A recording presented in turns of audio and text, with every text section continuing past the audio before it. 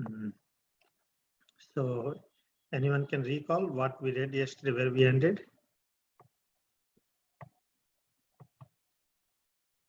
Prabhupada is found in India, right? Calcutta? Yes. He landed Calcutta. Many devotees came, people came. This time is a kind of little grand welcoming after seeing Prabhupada's success. No one could do, even India also that many. Forget about America and foreign countries.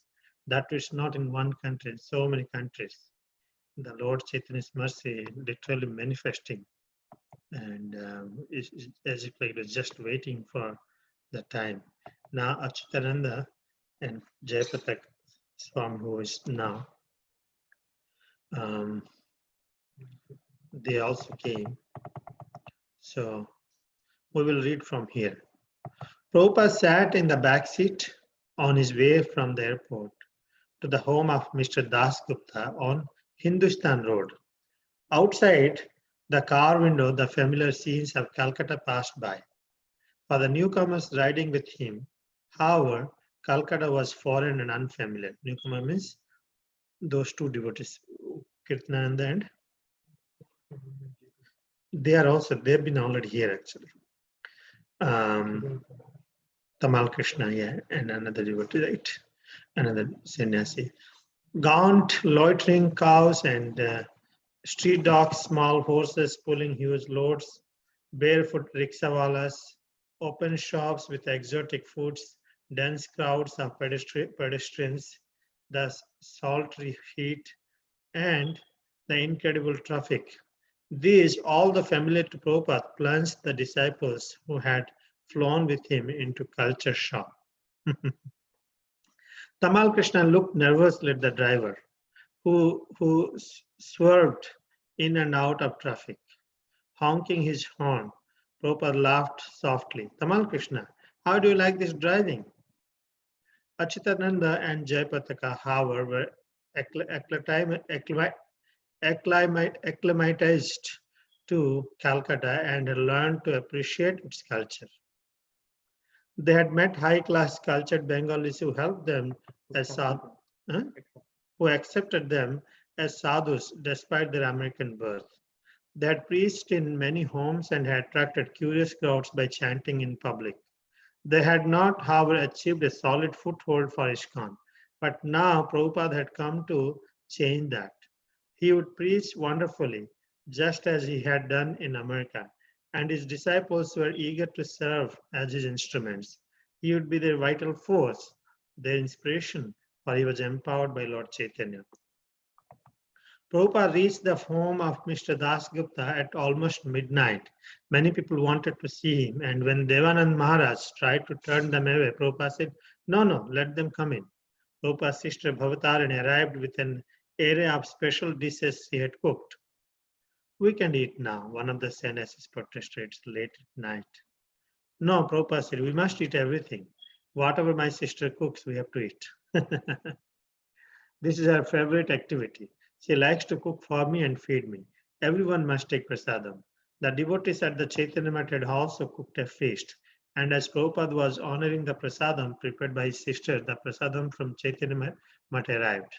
He took a little and induced his followers to eat sumptuously. It was 1 a.m. Prabhupada sat in his room with Achyutananda, Jayapataka, Devanand Maharaj. He explained how irresponsible letters from his disciples in India had perpetuated within ISKCON a deep misunderstanding of the spiritual master's position. He quoted the verse Sakshat Haritvena Samasta Sastre and explained the Guru is on an equal level with Hari, the Supreme Personality of Godhead. He is not God, but he is the dearest servant of God. Prabhupada continued preaching to his disciples, clearly away any misconceptions about the spiritual master's position. All the past unpleasant events, he said, were now being rectified. The devotees should continue working together with new life and vigor. So now Prabhupada is here with the purpose also seeing how the wave of, actually this disease has come from India only. and after they got influenced with people are minimizing his position. When you minimize a spiritual master's position, what will happen? Can anyone guess? What happens?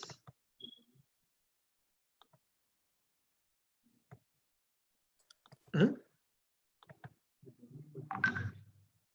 Anyone can guess? If you minimize spiritual master's position, is Siksha Guru or Diksha Guru's position, what will happen? We won't be able to grow. Yeah, personally, you will not be able to grow. That's correct. You will not grow.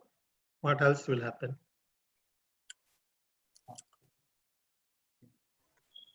The Because- disciples' ego will increase. Sorry? The disciples' negativities will increase, like ego. Yes, yes, that's right. Then?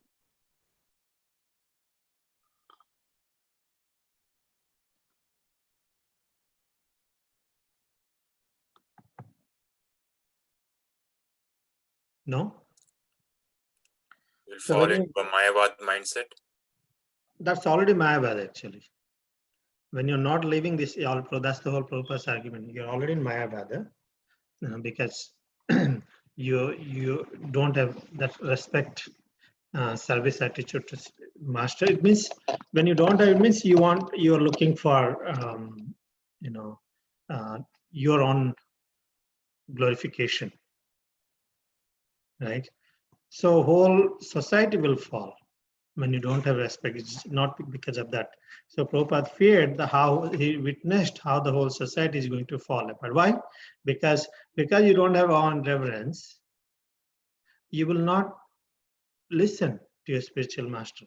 Because you will not listen, you will not render your wholeheartedly the service. You will not follow the orders. When you don't follow the orders, there is no harmony, there is no enthusiasm of service. So what happens? Everything collapses. That's why Prabhupada said, one has to discharge. That's he was so painful he went through. Now he's coming back to India to fix it. And the moment you take it cheaply, what will happen? Casually, so everything falls apart and collapses. So that is very important. So Prabhupada now is fixing now after coming here, as some of the people have influenced them, devotees, about the spiritual master's position, and they did. It means that they started taking casually, and slowly it's going to should have been collapsed. So Prabhupada took care to fix it by introducing the GBC, and now coming back to India to fix those where this disease is coming from. Thus, after coming, he immediately started talking about the same subject, what he has primarily come for.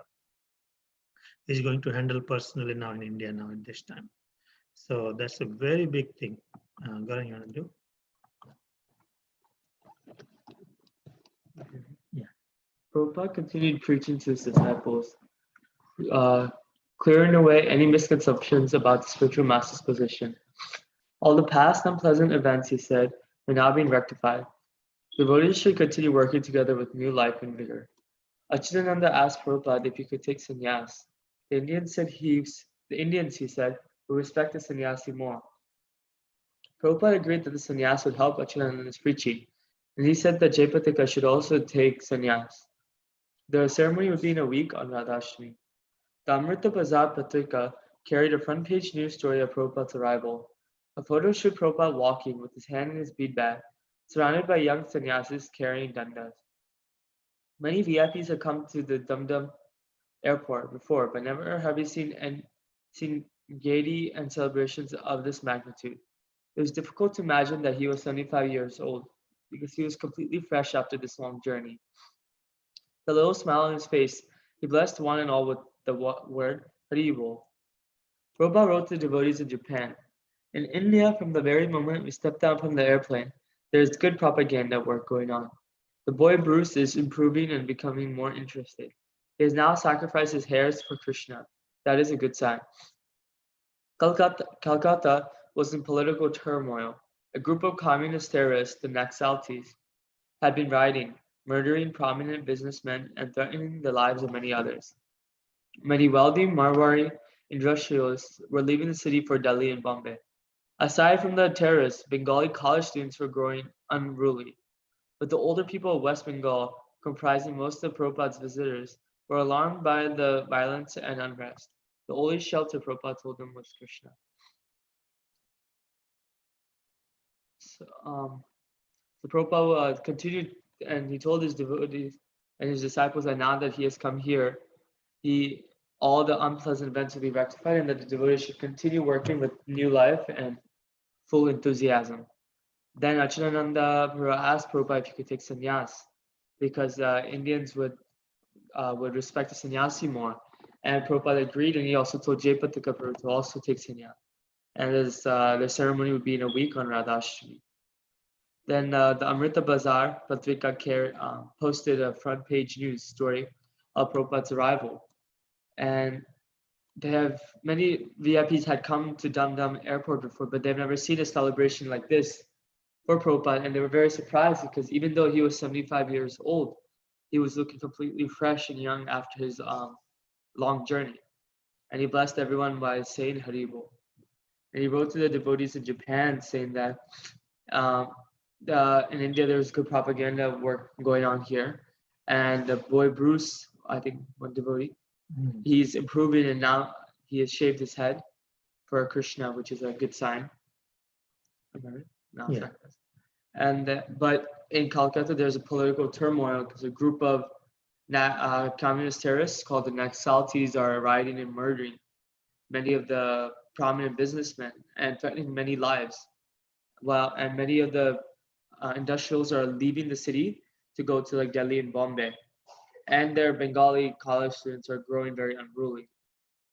And but Prabhupada's telling everyone just the only shelter is Krishna. Right? Yeah. Yeah, Nipa, you can read this. Nipa? Yeah. People are in very much perturbed condition. All of them are expecting me to do something for ameliorating the situation, but I'm simply advising them to chant Hare Krishna because this transcendental sound is the only panacea for all material diseases. Prabhupada saw no need to fabricate a special program for the social problems of Calcutta. Chanting Hare Krishna was the only panacea for all material diseases. The question was how best to use his American disciples to give this panacea to Indians. Prabhupada had his party of 10 devotees and he had asked his leaders in the West for 20 more within the month.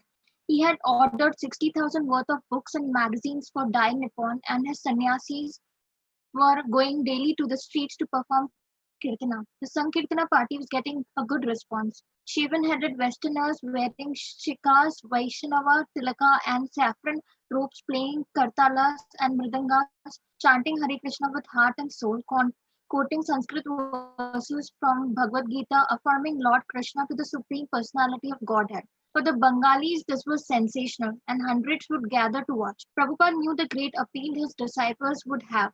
Everyone would want to see them. He therefore affectionately called them his dancing white elephants. These same devotees who had grown to love chanting Hare Krishna in the streets of San Francisco, Los Angeles, and New York were now going into an exhausting heat never encountered in America and chanting on Dalhousie Square for several hours daily. Crowds would press in closely, sometimes teasing, laughing, or scoffing, but more often looking on with deep amazement. Prabhupada's idea was that when Indians saw young Western people adopting the principles of Krishna consciousness, the faith of Indians in their own culture would increase. Prabhupada explained to his disciples how formerly, during the time of Maharaja Yudhishthira, India had been a Krishna conscious state. For the last 1,000 years, however, India had been under foreign subjugation, first under the Mughals and then under the British. As a result, the intelligentsia and to a lesser degree, the masses of India had lost respect for their own culture. They were now pursuing the materialistic goals of the West, and they saw this as more productive and more practical than religion, which was only sentimental.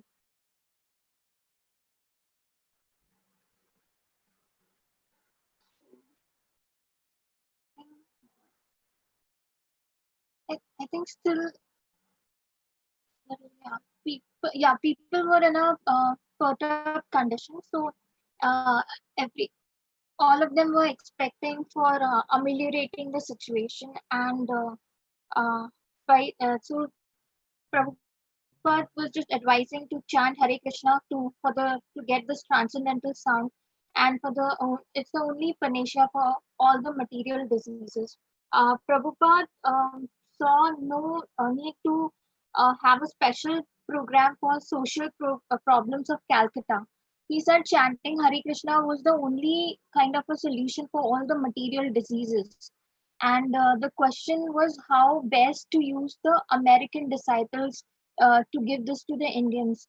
So Prabhupada had like 10 devotees, and he had asked his leaders in the West for more 20 within a month. He had also ordered $60,000 worth of books and magazines and from Dai Nippon, and his sannyasis were going daily into the streets to perform the kirtana also. The Sankirtana party was also at the same time getting a good response, and the shaven-headed Westerners, they wore like shikas and Vaishnava tilakas, saffron robes, playing the kartalas, mrindangas, and they were chanting the Hare Krishna mantra and with heart, and then they were quoting the Sanskrit verses also from Bhagavad Gita. And so for the Bengalis, this was kind of like a sensational, and hundreds would gather to watch it. Prabhupada had the great appeal to his disciples would have, and everyone wanted to see him. He therefore affectionately called them as dancing white elephants.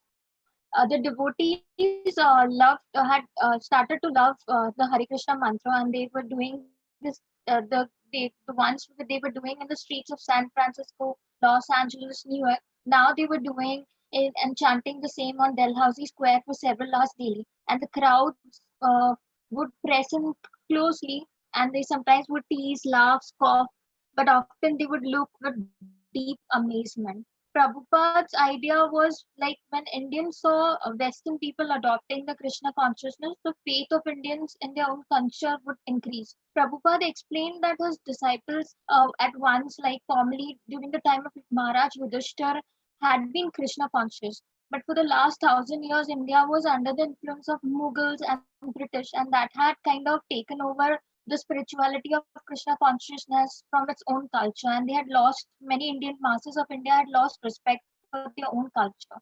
So now to pursue they were pursuing the materialistic goals of the West, and they saw this like more productive and more practical than religion. Isn't it such a nice evolution? People are naturally attracted. I think it still should be applicable now. It can still be productive if Westerners go and preach in India. It will be more productive also. Now, also. Still they have deep appreciation. Right? If you all remember, Prabhupada focused in India to have 3 places the temple. Anyone remember? Prabhupada wanted at least three places in India. Okay, Vrindavan, okay, great. Okay. And who else? Remember? Delhi. Mayapur. Mayapur, right. Third, Jagannath Puri. yes, Mr. Srikar is going to get some nice sweet candy. You will get some candy. I owe you. So it's interesting. Prabhupada, he's begun with having temples in this principal holy dhams. But the temple came in Puri. They're a big thing now. Didn't come up. Temple in Jagannath Puri didn't manifest like a big way. Very small, they're running. So anyway, let's see what happens. Prasanthi, please.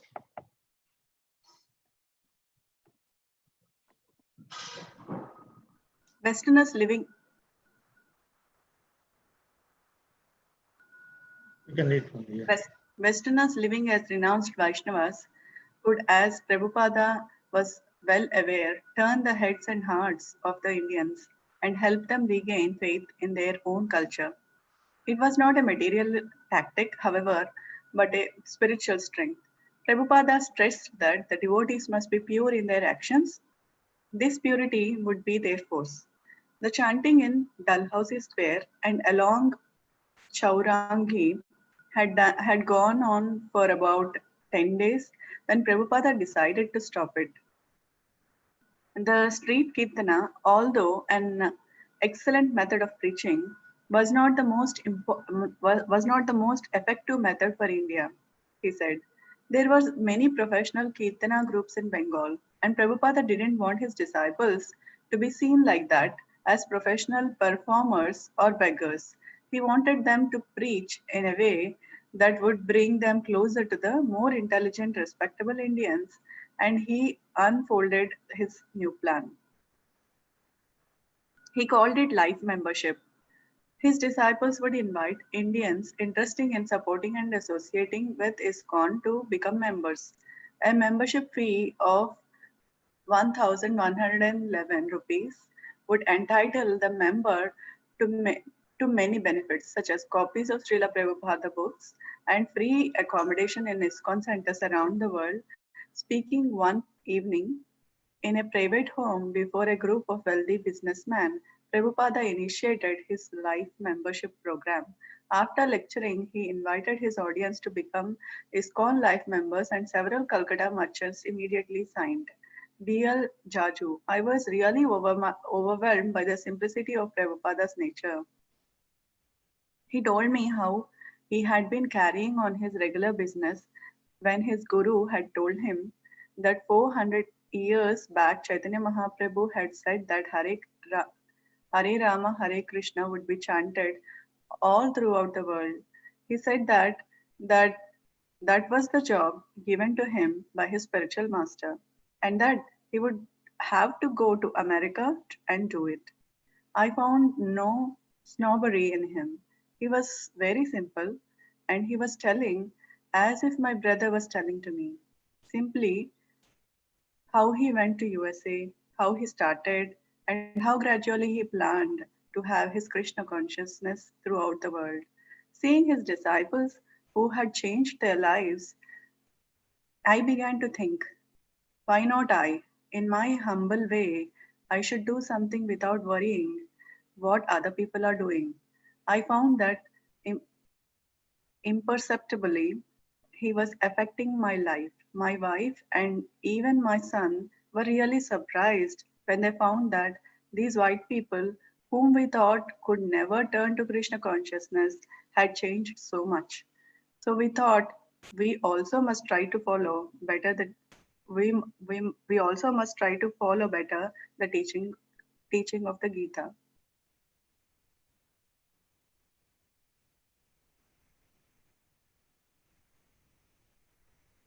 So when the Westerners came to India, the Indians saw that they are renounced, and Indians got their lost faith in their culture.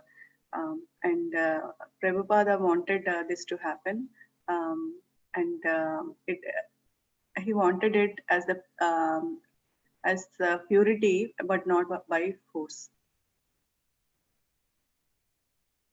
And the chanting in Dalhousie and Chaurangi continued for 10 days. But Prabhupada decided to stop it because there are a lot of groups doing the Kirtana, and he doesn't want his disciple to seem like performers or beggars.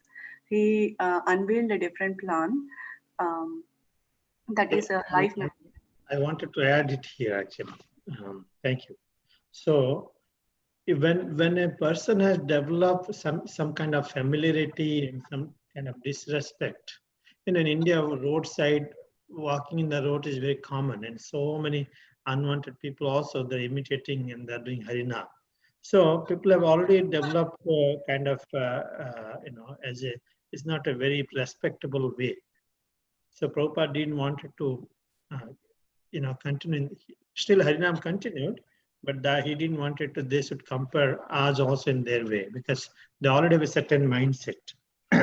So he tried this another way where, how Indian, it has to be done in time, place, circumstances, including prasadam also. Prasadam also has a different role in American, different role in India. If you do the same way in prasadam, and it won't be very successful. So, but if you do same in America, it will be very successful. So the time, place, circumstances, it all depends on. Yeah, please continue. I just wanted to share on that. So he came up with the idea of life membership. It costed 1,111 rupees, and he also gave a lot of benefits with the life membership, free accommodation in any ISKCON centers, books of Prabhupada, um, likewise. And many people, the wealthy businessman came to the meeting, and they were all very interested. They immediately signed up. And one of a wealthy businessman, B.L. Raju, was sharing that he found Prabhupada very simple, and he explained everything as if his own brother, to come into Krishna consciousness. And he explained his mission, that his Guru Maharaj has told him to preach, and how he went to America, and how Chaitanya Mahaprabhu had this mission for 100 years back. So he also saw his disciples, how they changed their lives, and he thought, I should do the same thing. And even his wife and son are very surprised to see those white people who changed so much for Krishna consciousness, and they also want to follow the teachings of Gita. Okay, thank you. Shyamala Devi.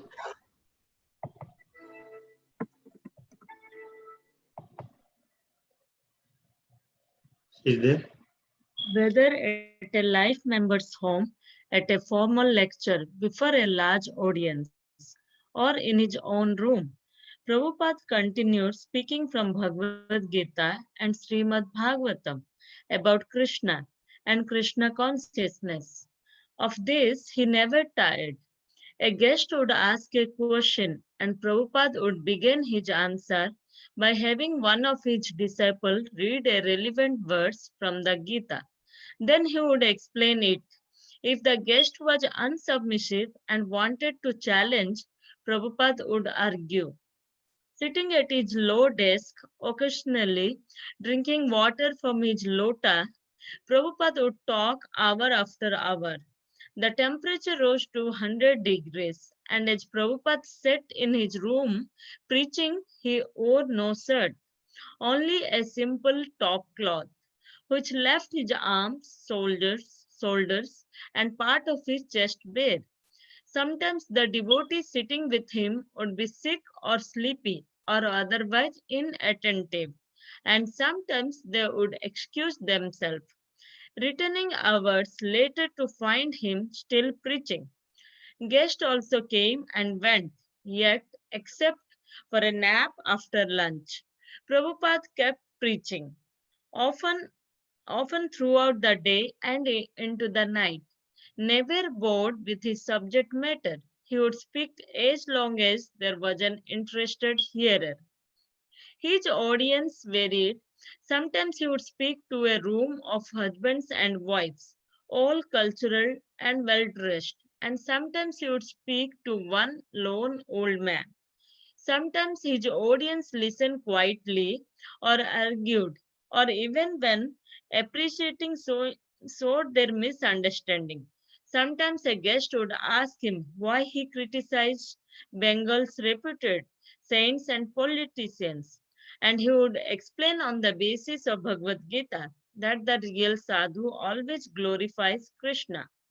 Prabhupada often related his preaching to events of particular interest to his audience, such as Calcutta's political unrest or the downfall of Vedic culture. Yet his concern for local affairs was only the practical necessity of the moment, for he was beyond India. He was thinking of people, places, and activities all around the world. In answering his letters, he would deeply ponder matters in England, Australia, Hawaii, or New Vrindavan. And beyond this, he would always be thinking of Krishna. He wanted to glorify Krishna throughout the world. India happened to be his present field. Hare Krishna. So,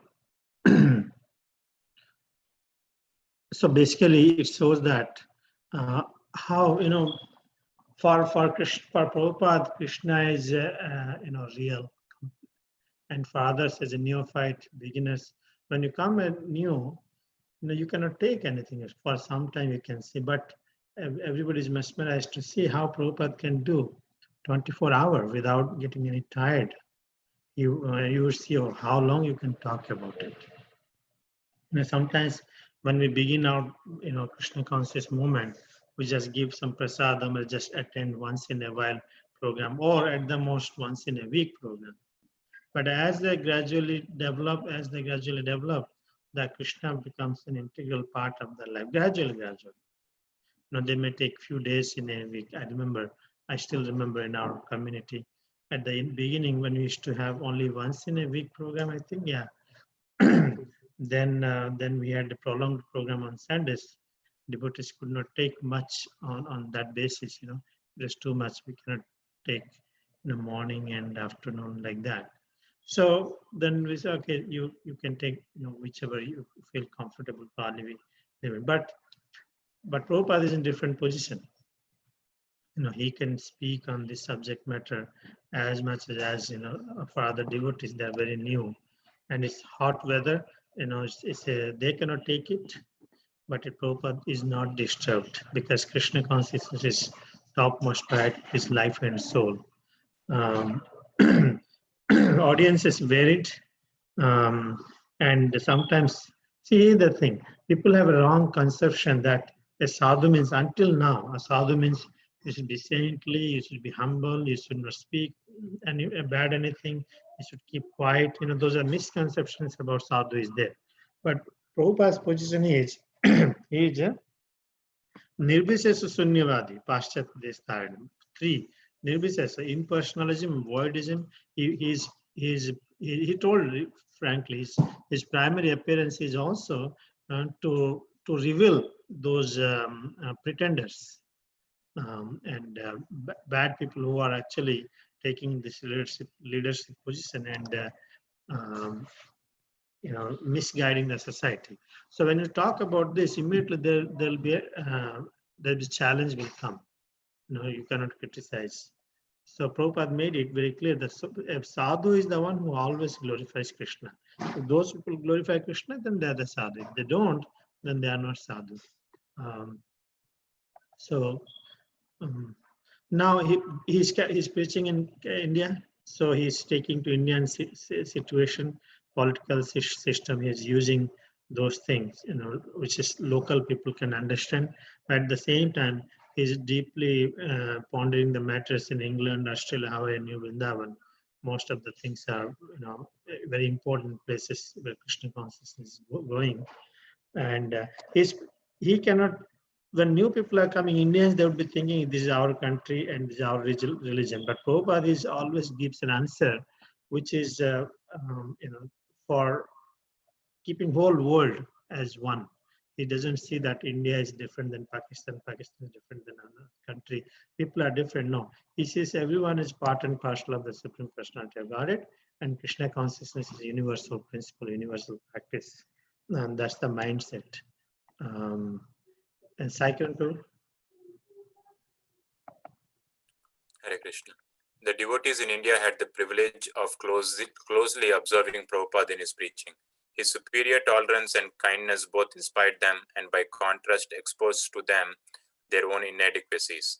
As newcomers to India, the devotees were still greatly involved with the practical affairs of living in Calcutta. Weather, disease, and culture shock distracted their minds from Krishna consciousness. But Prabhupada's presence, his preaching, and his example reminded them that the reality was beyond the body. Sometimes the devotees criticized certain of Prabhupada's visitors. They met Indians who sat with Prabhupada and presented a facade of godliness, but who later smoked cigarettes and showed other signs of low character. Once a group of devotees complained to Prabhupada about these hypocritical Indians, but Prabhupada told them the story of the bee and the fly. The bee, he explained, always looks for honey, and the fly for a nasty sore or infection. The devotee should be like the honey bee and see the good in others, and not like the fly looking for the faults. Prabhupada's disciples discovered that to learn to live in India was to follow exactly what Prabhupada did. When taking prasadam with him at someone's home, they would eat the same foods as he and in the same order. When he would finish, they would finish. and when he would wash his hands, they would wash. Life in India was strange, even bewildering, and Prabhupada's disciples did not have Prabhupada's vision of his mission in India, but they were following him like little ducks wherever he went. As the devotees came closer to Prabhupada and witnessed more of his unique qualities, they came to love him more than ever. Sitting in his room on a white cushion and leaning back on the white bolster, Prabhupada appeared golden hued and regal, despite his simple surroundings. The devotees could see that he was unaffected by his surroundings, whether in Los Angeles, where he had lived comfortably amid opulence, or in Calcutta. He was at home in India, but he was not just another Indian, not even just another Indian sadhu. He was unique and he was theirs. So here,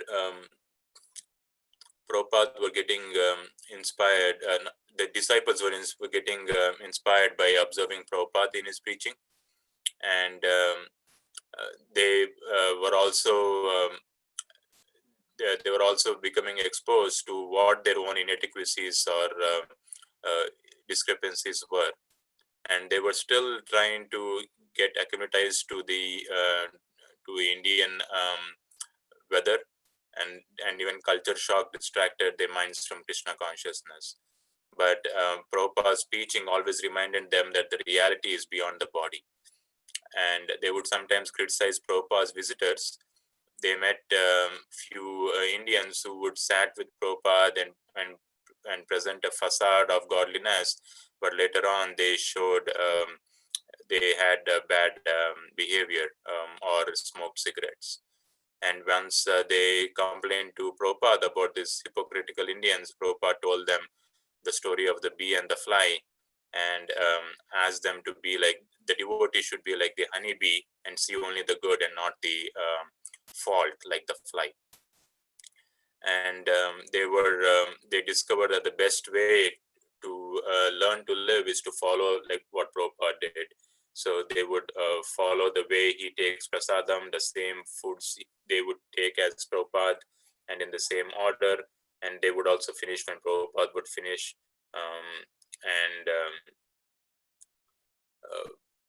They did not understand what Prabhupada's vision was, or his mission was in India, but they were always following Prabhupada like little ducks. And as they were watching Prabhupada more and more closely and seeing all of his unique qualities, they came to love him more and more.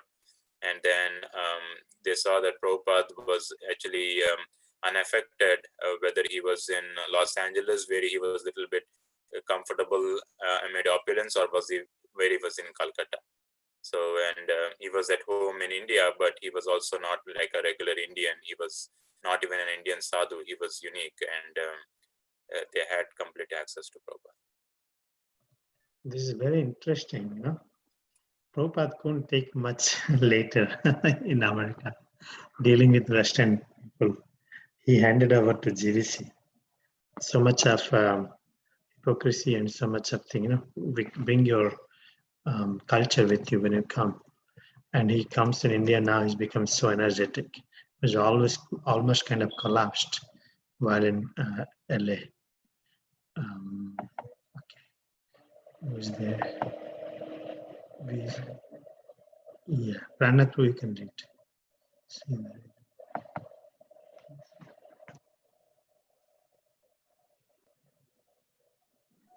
Hare Krishna.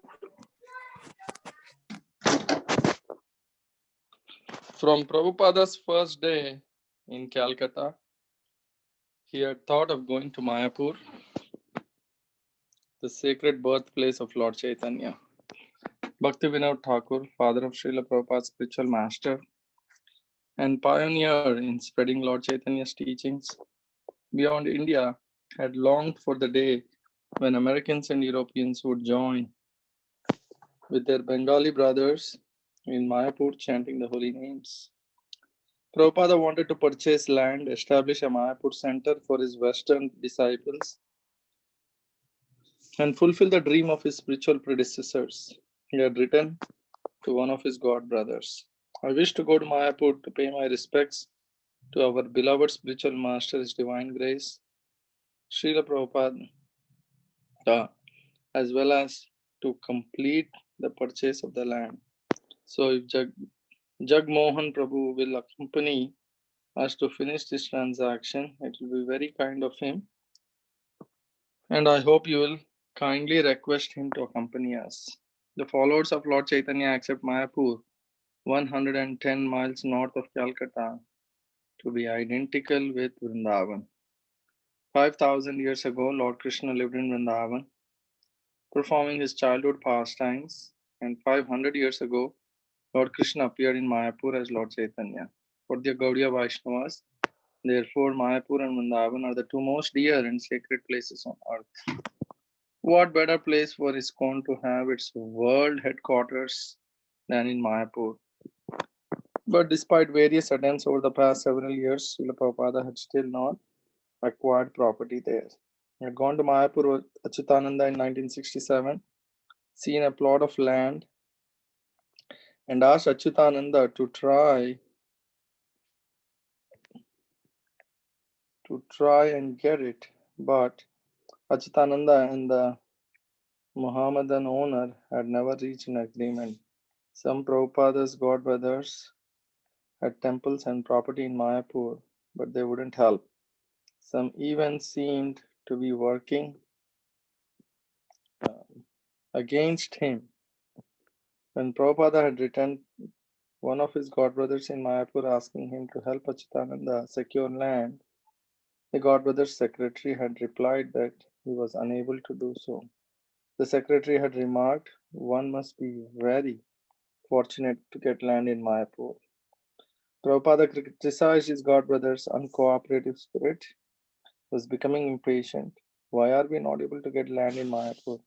He asked his disciples. This is dragging on for 300 years. Again, he wrote to one of his godbrothers. Regarding propagating the name of Sri Mayapur as birthplace of Lord Chaitanya, it is going on regularly in our different literatures and books. If you kindly take the trouble of coming here conveniently, I can show you how we are giving publicity to the birth site of Lord Chaitanya. Perhaps you know that I begged from His Holiness Sripad Tirtha Maharaj a little piece of land at Mayapur for constructing a home for my Western disciples, but he refused the proposal. Srila Bhaktivinoda Thakur wanted that the American and European devotees would come to Mayapur, and the prophecy is now fulfilled.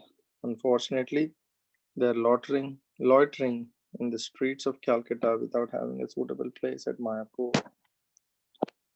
Do you think it is all right? So, here the importance of Mayapur and the need to have a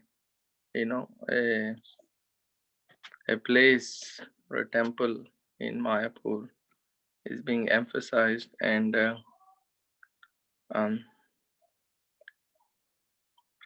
from the first day Prabhupada was in Calcutta, he had thought of going to Mayapur, and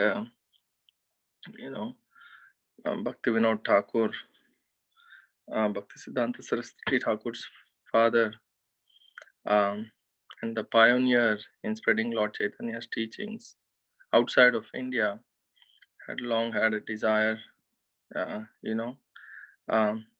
to have everybody assemble in Mayapur, chant the holy names. And Prabhupada wanted to purchase a land, establish basically a center for everyone to fulfill the dream of Bhaktisiddhanta Saraswati Thakur, Bhaktivinoda Thakur. And he had written to one of his god brothers to go to Mayapur, and so if and then the importance of Mayapur is being described here, that the followers of Lord Chaitanya accept Mayapur as similar or identical with Vrindavan, and for the Gaudiya Vaishnavas especially, Mayapur and Vrindavan are two sacred places, and there's no better place for ISKCON to have the world headquarters than Mayapur. But despite all the best efforts for many years, Prabhupada still could not acquire the property there. And he went to Mayapur in 1967 with Achyutananda, saw a plot, and but Achyutananda and the owner of that land could never reach to an agreement. And also Prabhupada's godbrothers were not very supportive, and and Prabhupada was not very happy about this, because they were not cooperating, and he was really becoming very impatient.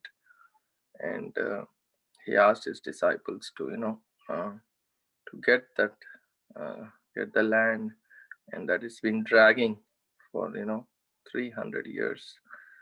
And again he wrote to one of his godbrothers. um, I think that's where I start, Prabhu. Yeah, I think so. Are you okay? I heard you got hurt. Now I remember your voice is bad. Are you doing? Health is okay? Yes, Prabhu. No, I was. I came upstairs, so little bit running up. So I was gasping for breath, and unfortunately, I'm on the phone. So and your pictures also takes up some of the space in the corner. So I That's fine. I didn't see the picture, but your voice was very low, so I was concerned. I'm glad. no, because I'm on the phone. Nice. No problem. Thank you, Prabhu. Thank you. I wanted to share all of you. Do you remember who all the devotees came with Prabhupada to America, to India? Achyutananda is already there. Yeah. With Prabhupada. Yeah, recently, yeah. There are two of them, right? I think three of them came, right? In addition to Achyutananda, right? Yeah. Achyutananda was already there. Yeah, Jayapatra Swami was Maharaj was there. Tamal Krishna. Tamal Krishna Maharaj and Kirtanananda. And who is the third one?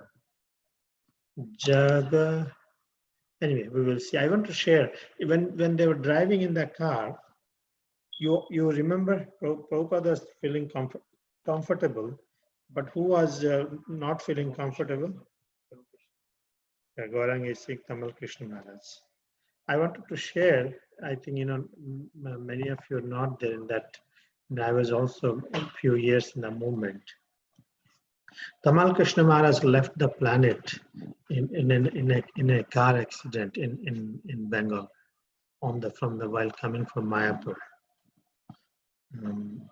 He and the driver left. But that's a very interesting story. Prabhupada, Tamal Krishna Maharaj himself had experienced that he need to leave. Devotees were sharing that he already realized that he said this is the last time he's coming, something like that already. But anyway, situation was he was feeling uncomfortable with that car, and he left the planet with a car accident. My video also, photo also gone. Huh? I'm here, okay. So I'm seeing like searching everybody in the ghost house. That's one thing. And second thing I want to say that, how Prabhupada Krishna has showered him like anything. Prabhupada is literally looking for a place. It's so unbelievable. That's why I'm saying all our devotees must hear this. Otherwise we'll remain like a small, tiny, in our own world. So many. It's a miracle for and it's a blessing for the land of India. And even after Prabhupada brought, they won't give a piece of land. How envy was so there. Not only they won't cooperate. The another thing I think you all noticed that it was Muhammadan, the Muslim owner. The land was also owned by the Muslim. Those days acquiring land was not very easy job. So just try to understand the situation, how Prabhupada is going through and how Krishna is fulfilling all these desires, wishes of Prabhupada, left and right.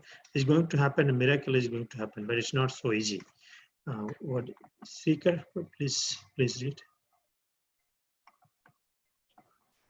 Accompanied by a small party of men, Prabhupada took the train to Navadvip, just across the Ganges from Mayapur. There, they were met by members of Devanand Mutt. Riding in rickshaws to Devanand Mutt, the devotees were charmed by the rural atmosphere of Navadvip. Everything was lush from the rainy season, and the devotees found their romantic expectations of India now being fulfilled as they proceeded along roads lined with tropical vegetation. At the Devanand Mutt, Prabhupada and his disciples were given special prasadam and good accommodations. Then the rains returned. Day after day, the rains came, and the Ganges rose higher and higher until crossing the swift river into Mayapur became impossible. Since the rains were not likely to abate soon, Prabhupada decided to leave. He and his disciples boarded an early morning train to Calcutta. The tracks were flooded. Repeatedly, the train had to stop, once for more than 8 hours. The heat and the crowds of passengers constantly passing through the car made the waiting torturous for the devotees. Prabhupada asked one of his disciples to take a rickshaw and try to arrange better transportation. Nothing was available. At last, the train continued towards Calcutta, only to stop at the next station, where all passengers changed to another train. Finally, Prabhupada reached Calcutta and Mr. Das Gupta's home. Maybe Lord Chaitanya does not want us to establish our headquarters in Mayapur, Prabhupada said. The two purposes in his mind, establishing a place in Calcutta and purchasing land in Mayapur, he had not accomplished. Prabhupada continued holding programs in people's homes and talking with guests in his home. One day, a Mr. Dandharia visited Prabhupada and mentioned Bombay's upcoming Sadhu Samaj, a gathering of the most important sadhus in India. It was to be held at Chowpatty Beach and promised to be a big affair. Mr. Dandharia requested Prabhupada to attend, and Prabhupada accepted.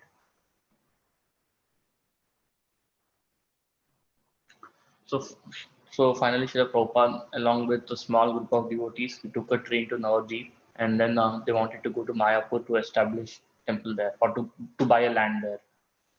And then in Mayapur, they were supposed to stay and meet, and they were supposed to meet and stay at Devanand Mutt. So they were riding in rickshaws to the.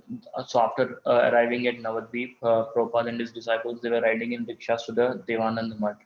So all the devotees were charmed by the sight of the rural atmosphere of Navadvip. And then at the Devanand Mutt, Prabhupada and his disciples were given special prasadam and then good accommodations. And then the monsoon arrived. So it rained day after day continuously, and then the Ganges rose higher and higher. And then crossing Ganges was like impossible to reach Mayapur. And then so there was no signs that the rain will subside soon. So Prabhupada decided to leave. And then so Srila Prabhupada and his disciples boarded an early morning train back to Calcutta. And then because of the rain, all the tracks were flooded. And then so the train had to stop repeatedly. So sometimes it had to stop for 8 hours at a stretch. So the heat and then the crowded train, and then the passengers constantly moving between the compartments, it made the waiting very torturous for the devotees. And then Prabhupada asked one of his disciples to take a rickshaw and try to arrange for better transportation, but there was nothing available at that moment. And then at last the train continues towards Calcutta, and then at the next stop, all the passengers changed to another train. And then finally, Srila Prabhupada reached Calcutta and to Mr. Das Gupta's home. And Srila Prabhupada thought to himself, like maybe Lord Chaitanya does not want them to establish their headquarters in Mayapur. And then his two purposes, establishing a place in Calcutta and purchasing land in Mayapur, were not accomplished as of then. And then Srila Prabhupada continued to hold programs in different people's homes and talking with guests in his home. So one day, a person named Dandharia, he visited Srila Prabhupada and mentioned about an event, Sadhu Samaj, which is a gathering of important sadhus in India, which was about to happen in Mumbai at Chowpatty Beach. And then because that's a big affair, and then Mr. Dandharia requested Prabhupada to attend, and Prabhupada accepted the invitation.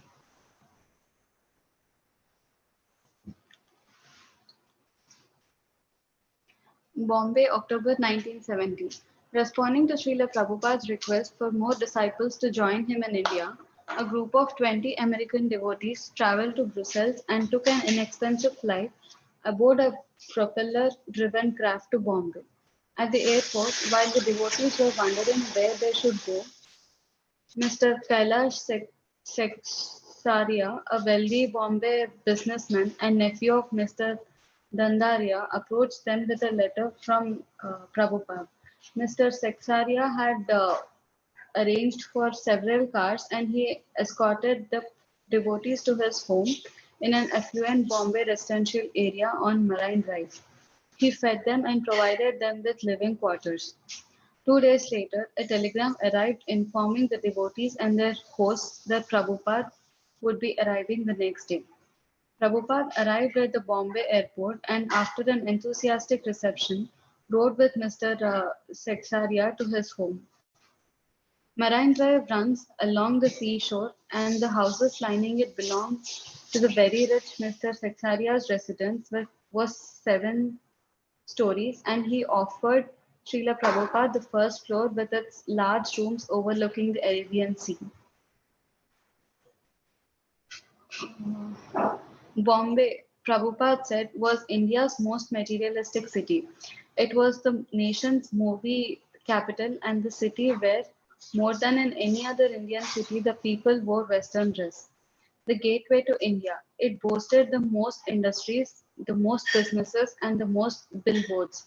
It was a cosmopolitan melting pot of cultures and religions, but had none of the Naxalite terrorism of Calcutta or the heavy political atmosphere of New Delhi. Nor did it have the aristocratic families who worshipped Lord Chaitanya and his Sankirtana movement. But it had its own advantages for preaching, Prabhupada said. It was a city of wealth with many pious citizens who were intelligent and quick to adopt a good idea. He predicted Bombay would be a favorable city for Krishna consciousness.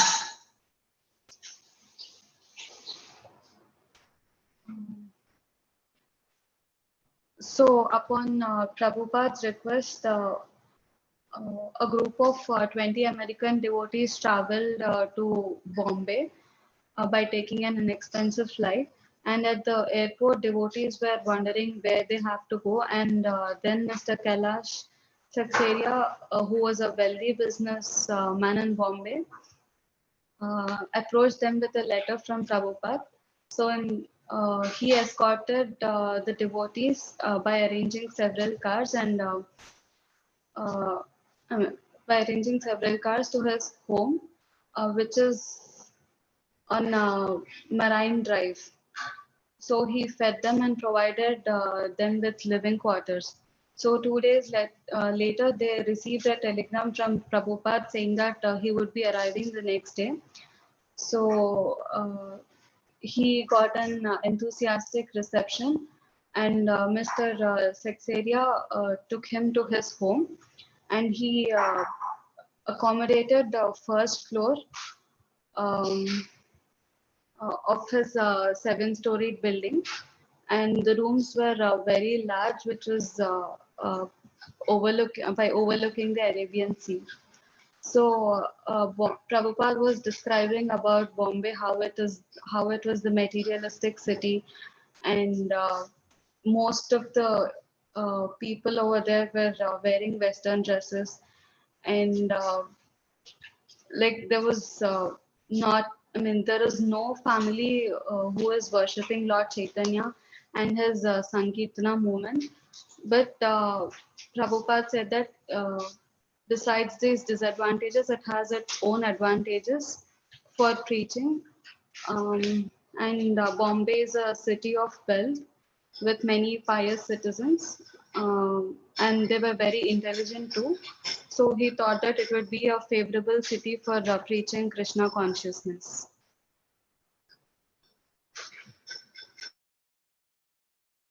Nice. Thank you so much. Prabhupada has already stayed in Bombay, right? So at least he knows something. And Prabhupada is still not clear how, what goes where.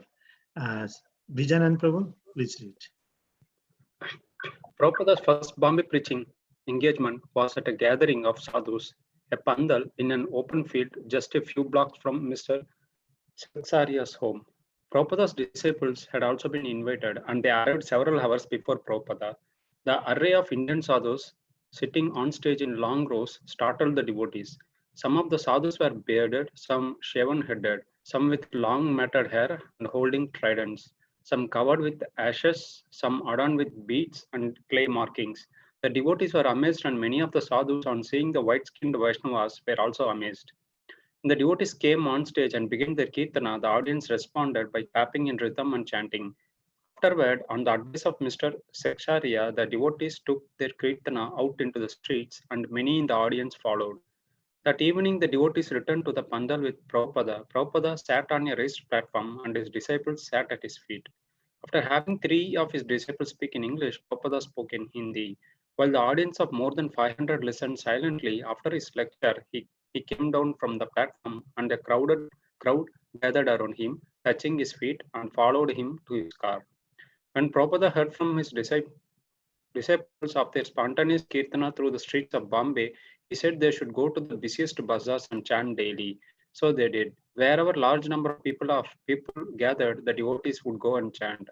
They were strong, youthful, exuberant, and faithful, and they would chant in the streets for 3 and 4 hours each day. Although Prabhupada did not physically go into the streets chanting with his disciples, he was with them by his instructions and by his presence before they went out in the morning and when they returned in the evening. They were chanting because he had told them to, and they knew that chanting was a natural activity of the soul. Everyone should chant. The devotees knew at the end of life they would go back home, back to Godhead. And better than that, at the end of the day, they would go back to Marine Drive to Prabhupada, who would smile and encourage them.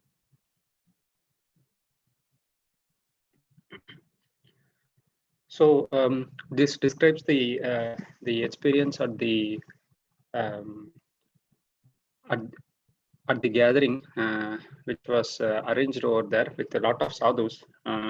So that place was like very few distance from the place where they were staying, and Prabhupada and the devotees also, the disciples also invited, and the disciples reached that place like few hours before Prabhupada, and they were amazed to see like different types of sadhus sitting on the stage. Like each one looked different. Like few of them were bearded, few of them shaven headed, and few of them had like long matted hair and holding tridents, and some of them like covered with ashes. So they were able to see like different kinds of sadhus, and they were really amazed.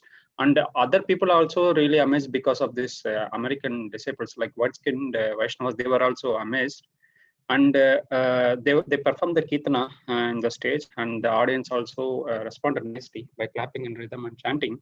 And afterwards, by the advice of Mr. Seksaria, the disciples went into the streets of Mumbai and they started kirtana, and many of them followed. And the same, like after that is done, in the evening, they returned to the Pandal with Prabhupada, and Prabhupada had given a lecture in Hindi, and some of the disciples gave the lecture in English. And after the lecturing was done, people surrounded in a crowd, and they followed him to the car. And Prabhupada was also suggesting that these disciples should go to the busiest bazaars and chant daily. And he was suggesting that wherever there are large amount of people gathered over there, his disciples should go and chant daily 3 or 4 hours. And Prabhupada was not like physically present, physically going with them, with the disciples, but he was present with his instructions. And also they knew that even the Prabhupada is not present, his instructions is with them. And when they return back, Prabhupada would receive him with a smile. And also they know that if they follow this chanting, it will be like it will be the best thing for them, so that they can return back to the Godhead. And also at the end of the life, they can go back to the Godhead, and end of the day, they can go back to meet Prabhupada, so that he can meet them and smile and encourage them. Nice. Thank you so much. These are wonderful experiences. I don't know which Pandal program now, Ramnath Swami, spiritual master also, His first introduction to Prabhupada is at Pandal program actually in Bombay. Let's see if this is the one or the later one actually. Radio stations and newspapers took note of the Western devotees chanting in the city. One article appeared in the October 10 edition of the Times of India. A group of Americans, including women with babes in arms, belonging to the International Society for Krishna Consciousness, has been moving around Bombay in the past few days, chanting Hare Krishna, Krishna Krishna, Hare Hare, or Hare Ram, Ram Ram, Hare Hare, to the accompaniment of cymbals, castanets, the drums, and mridangams. Can the materialistic West, or at any rate a microscopic part of it, have turned at last to embrace the spiritualism of the East? I met several of the Kirtan chanting Americans who have come here to attend the 7th All India Conference of the Bharat Sadhu Samaj, which begins here today, and was at once struck by the sincerity and utter surrender to the cult they have adopted. The Vaishnavas of Mathura could not be guileless, I thought, and as this band of bhakti enthusiasts. This is a nice statement. Now, all these activities comes in Times of India. That time, and radio station also mentions about these activities of International Society, the devotees by. So they were, in one sense, surprised. They're saying, I don't know who is writing this statement. The newspaper is writing or not. Can the materialistic West, or at any rate, the microscopic part of it, have turned at last to embrace the spiritualism of the East? I think the reporter is writing this. The editor is writing this. The way if I understand. So I met several of the Kirtan chanting Americans who come here to attend the Bharat Sadhu Samaj, which begins here today. And I'm surprised to see their sincerity and utter surrender to the culture. It's unusual in history. It's like a record which no one has witnessed this. So, all glories to the Sri Harinam Sankirtan, all glories to ISKCON movement. We are reading this so that we can learn and we get those inspirations in our heart. Any quick comment, something? We can take 2 minutes. Do you all like it? The real miracle is going to begin more and more, especially in the land of India. Anyone has quick comments? How do you like it? Any comments? Reflections? No? Is it inspiring? We all? Yeah, go ahead, Prasant. Yes, Prabhu. Yeah, very nice. So, because we should be inspired, let me know if it's not inspired. Maybe you can take time and understand. The whole purpose of it is not finishing, getting that re-enlivening our hearts. So I hope everyone on this call takes into the heart, understands, learns, and becomes an instrument of Prabhupada's movement. Carry the inspiration enthusiastically and do it. This book is a reading will bring revolution into our hearts and into the people who come in contact with. Contemplate and meditate on. This is not ordinary things. I'm very glad to read all this now. So we'll end it here. Thank you so much. Hare Krishna. Shri Prabhupada ki jai. Lilamrita. Hare Krishna. We'll continue tomorrow. Hare Krishna.